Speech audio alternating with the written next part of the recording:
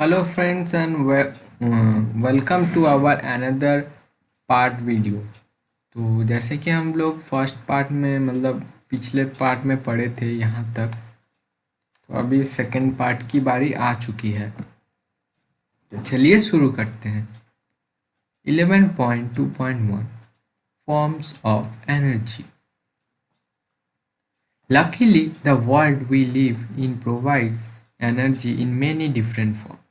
Luckily जो है, ये जो वर्ल्ड है हम जिसमें रहते हैं, we live in in provides energy. ये हमें क्या करता है, बहुत डिफरेंट फॉर्म से हमें एनर्जी प्रोवाइड करता है ये वर्ल्ड। कौन कौन कैसे एनर्जी है?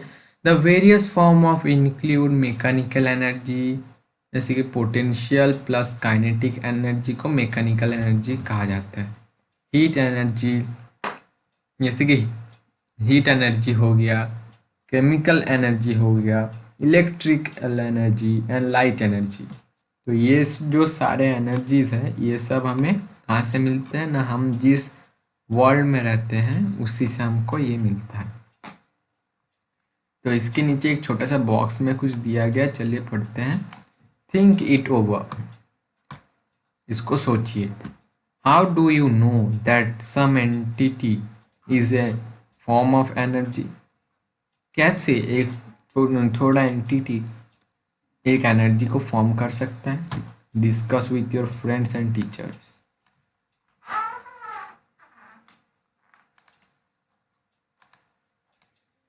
जैसे कि मैंने आपको बोला था, आपको लगता है याद नहीं होगा, आप कोई भी कमेंट में नहीं बताते ये सब कैंसर एक्टिविटीज कैंसर, पता नहीं क्यों। चलिए फिर देखते हैं। जेम्स प्रेस्कॉट, तो ये है जेम्स प्रेस्कॉट, ये दाढ़ी वाला इंसान जो ये बहुत फेमस है। जेम्स प्रेस्कॉट जूल, तो ये जो जूल है इसी के नाम से वो जूल आया है, जो वर्क डन का जो यूनिट है जूल, तो ये इन्हीं ने बनाया होगा, मतलब इन्हीं का नाम से ही वो जूल आया है। जैसे कि इधर लिखा है James Prescott joule was an outstanding British physicist. ये जो आउटस्टैंडिंग, मैंने यहाँ पे आउटस्टैंडिंग, इसका कोई जवाब नहीं है, ऐसा ही ब्रिटिश में एक फिजिस्ट था। He is best known for his research, तो ये अपने रिसर्च में बहुत माहिर थे, इसका बहुत नाम था इनका ब्रिटिश में। इलेक्ट्रिसिटी एंड थर्मोडाइनमिक्स, ये जो दो चीज़ है इलेक्ट्रिसिटी एंड थर्मोडाइनमिक्स, तो इनके बारे में वो कुछ बोले हैं लग रहा है। amongst other things, मतलब जैसे कि अलग चीज, he formulated a law for the heating and effect of electric current। उन्होंने क्या किया, एक लॉ भी बनाया, किस पर ना, हीटिंग और इफेक्ट ऑफ इलेक्ट्रिक करंट, ये दोनों पर एक लॉ भी बनाया। तो वो लॉ पढ़ने के लिए हमें बाद का स्टैंजा पढ़ना पड़ेगा। He also verified experimentally the law of conservation of energy and discovered the value of mechanical equivalent of it। तो उन्होंने क्या किया, उन्होंने अपना एक्सपेरिमेंट को वेरीफाई किया। द लॉ ऑफ कंजर्वेशन जो एक्सपेरिमेंट था एनर्जी का, तो उन्होंने उसको वेरीफाई किया और डिस्कवर कर दिया the value of mechanical equivalent of heat को, मतलब ये जो मैकेनिकल वैल्यू का जो हीट, मतलब मैकेनिकल जो वैल्यू था इक्विवेलेंट हीट का, उन्होंने उसको एक्सपेरिमेंट को वेरीफाई करके डिस्कवर भी कर दिया। The unit of energy and work called joule, जैसे कि मैंने आपको अभी भी बोला है, जूल वर्क डन है, यहाँ पे बोला गया है एनर्जी एंड वर्क का जो यूनिट होगा हमेशा जूल होगा। Is named after James Prescott joule. समझ में आया? ये बर्थ हुआ था इनका 1818 पे और 89 पे गुजर गए। ठीक है, तो अगला जो हमारा टॉपिक है 11.2.2 काइनेटिक एनर्जी। काइनेटिक एनर्जी के बारे में अब हम पढ़ेंगे। तो एक्टिविटी फ़ायदा नहीं लग रहा है मेरे को आपको बोल के, क्योंकि आप कोई कमेंट नहीं करते हैं, तो मैं बोल देता हूँ, मेरा फर्ज बनता है। टेक ए हैवी बॉल, एक भारी सा एक बॉल को लीजिए, ड्रॉप कीजिए, drop it on A thick bed of sand, तो जहाँ पे सैंड बालू वगैरह होता ही होगा घर के आसपास, वहाँ पे एक भारी बॉल को पटकिए, मतलब छोड़ दीजिए, ड्रॉप कीजिए। A wet bed of sand would be better. आप यहाँ पे जैसे कि बेटर बोले तो आप थोड़ा पानी भी डाल दीजिएगा। Drop the ball on the sand bed from A height about 25 centimetre. थोड़ा सा ऊपर से ही डालना है, 25 सेंटीमीटर मतलब बहुत ही कम। The ball creates a depression. Ball क्या करेगा, डिप्रेशन पैदा करेगा। सेकंड क्या बोल रहे हैं, चलिए पढ़ते हैं। Repeat the activity from height of 50 centimetre, 1 metre and 1.5 metre. तो ये सब से भी आपको एक्सपेरिमेंट करना है। Excuse me.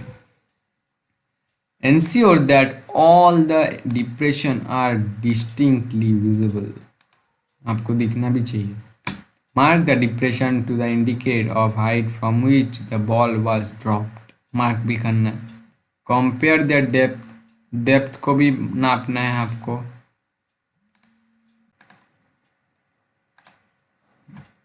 Compare the depth, तो जितना हाइट बढ़ेगा उतना डेप्थ भी बढ़ेगा, ये कॉमन सी चीज़ है। तो ये आपको क्या करना है, नोटिस करना है, फिर उसका कंपेयर भी करना है। Which one of them is deepest.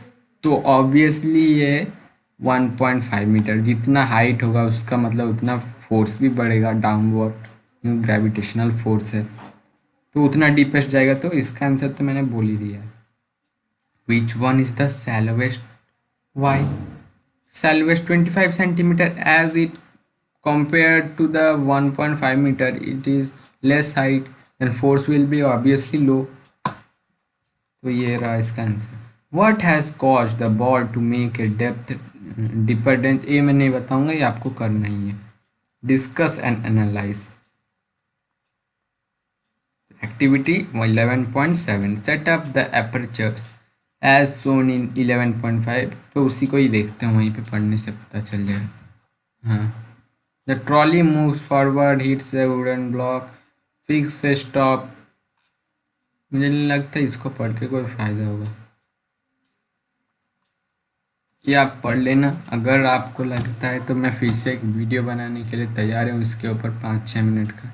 Comment पे ज़रूर बताना अगर लगता है तो। A moving object can do work. एक मूविंग ऑब्जेक्ट क्या कर सकता है, एक वर्क कर सकता है। An object moving faster can do more work than the identical object moving relatively slow. तो अब क्या बोला गया यहाँ पे, एक ऑब्जेक्ट ज़्यादा फास्ट मूव कर सकता है और ज़्यादा काम भी कर सकता है then an identical object moving relatively slow. सोचिए, एक चींटी धीरे धीरे जा रहा है और एक उससे ज़्यादा तेज़ भाग रहा है, मतलब वो उससे भी ज़्यादा काम कर सकता है। A moving bullet, blowing wind, a rotating wheel, a speeding stone can do work. ये सब क्या कर सकते हैं, वर्क कर सकते हैं। जैसे कि हम लोग पढ़ रहे थे कि डिस्प्लेसमेंट होगा तभी एक वर्क होगा, नहीं तो वो वर्क के अंडर में नहीं आएगा। How does a bullet towards the target, displacement करके। How does the wind moves the blade of a windmill, force है उसीलिए। Objects in motion possess energy. तो क्या बोला गया, ऑब्जेक्ट जो है जो कि मोशन में होता है वो हमेशा एनर्जी क्रिएट करता है। We call this energy as kinetic. जो ऑब्जेक्ट मोशन के ज़रिए एनर्जी को प्रोसेस करता है उसे हम लोग काइनेटिक एनर्जी कहेंगे। ठीक है। Falling coconut, A speeding car, A rolling stone, A flying aircraft, falling, a flowing water, blowing wind, a running athlete, etc. possess kinetic energy। In short, kinetic energy is the energy possessed by an object due to its motion। ये तो मैंने आपको यहीं पे बता दी। जब भी कोई एक ऑब्जेक्ट मोशन में है वो एनर्जी क्रिएट करता है तो उसे हम लोग काइनेटिक एनर्जी बोलेंगे। The kinetic energy of an object increases with its speed. जितना स्पीड बढ़ेगा उसका एनर्जी भी उतना ही बढ़ेगा। How much energy is possessed bye a moving body by virtue of its motion. By definition, we say that the kinetic energy of a body moving with a certain velocity is equal to the work done on it to make it acquire that velocity. यहाँ पे क्या बोला है, definition के ज़रिए हम लोग जान सकते हैं कि हम बोल सकते हैं the kinetic energy of a body, kinetic energy एक बॉडी का मूविंग विथ सर्टेन वेलोसिटी, एक सर्टेन वेलोसिटी लेके मूव कर रहा था, वो क्या होगा, इक्वल होगा वर्क डन से इक्वल होगा जो कि on it make it acquire, जिसमें वो मतलब एक्वायर होता है वेलोसिटी का, मतलब जो ऑब्जेक्ट जैसे कि वेलोसिटी में है उसका इक्वल होगा वर्क डन। ठीक है, तो let us now express the kinetic energy of an object in the form of equation. अभी हम काइनेटिक एनर्जी को क्या करेंगे, एक इक्वेशन के अनुसार देखेंगे, लिखेंगे कुछ भी। Consider the an object of mass m, एक मास ले लीजिए m, कंसिडर कीजिए उसको, moving with uniform velocity u। Uniform velocity को हमेशा u से लिखना और फाइनल वेलोसिटी जो होगा लास्ट में जाके जो होगा उसको v लिखना, तो आपको डिफिकल्ट नहीं होगा। Let it now displace through a distance s। ये तो s मैंने पहले आपको बता दिया था, एक डिस्प्लेस मतलब एक डिस्टेंस ट्रेवल हुआ है वो ऑब्जेक्ट m से, मास जो उसका वेलोसिटी था u, डिस्टेंस ट्रेवल किया s, when a constant force F acts on it in the direction of its displacement। जब F नाम का कोई एक्ट होता है, मतलब फोर्स एक्ट होता है वो डिस्प्लेसमेंट पे direction, let it no be displace through a distance, ये तो मैंने बोला। तो F acts direction from equation 11.1, the work done W is F into S, W equal to F into S, ये पहले का बहुत पहले का इक्वेशन मैंने समझाया था। The work done on the object will cause a change in its velocity, work done of the object जो है वेलोसिटी में चेंज ला सकता है।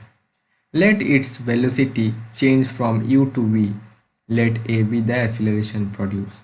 बाकी का जो नेक्स्ट है इसको मुझे नेक्स्ट पार्ट में बनाना पड़ रहा है क्योंकि ये थोड़ा ज़्यादा टाइम का हो जाएगा तो मैं अपलोड नहीं कर पाऊँगा। नेक्स्ट वीडियो पे मिलते हैं, अभी फॉरवर्ड कीजिए तो ये इक्वेशन मैं समझा पाऊँगा आपको। Thank you.